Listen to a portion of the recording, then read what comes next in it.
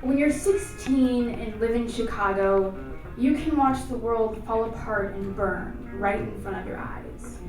But if you're standing in the right spot, you can also watch it put itself back together again. It's hard to be scared of change when you live in Chicago, a place where everything is so fast and chaotic. Being scared of change is like never feeling sunlight or seeing darkness.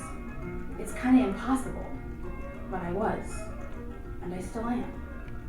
When I was younger, I used to have a piece of brown triangular wood in my pocket that I had found on the floor of my woodshop class in 6th grade.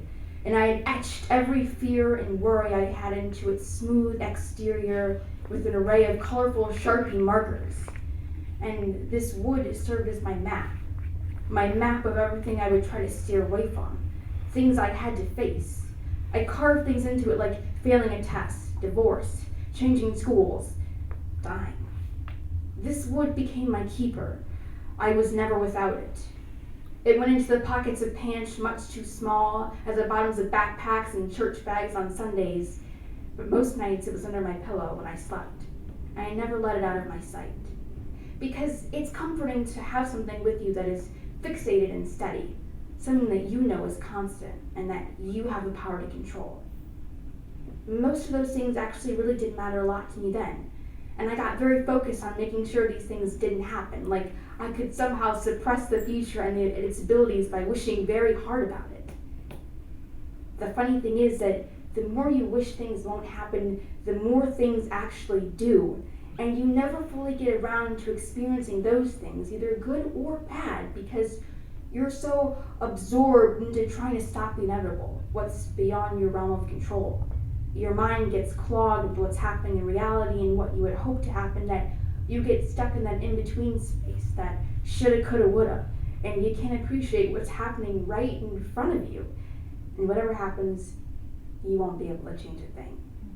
Because the universe will keep beating on the rhythm it calls life, and you will have to learn to dance along. So I failed a few tests. Well, actually, I failed a lot of tests, but that was okay. Because learning the feeling of having your stomach drop and the insides tingle became a part of my reality, especially in physics class. And it was a feeling that I had to embrace to be a part of the present.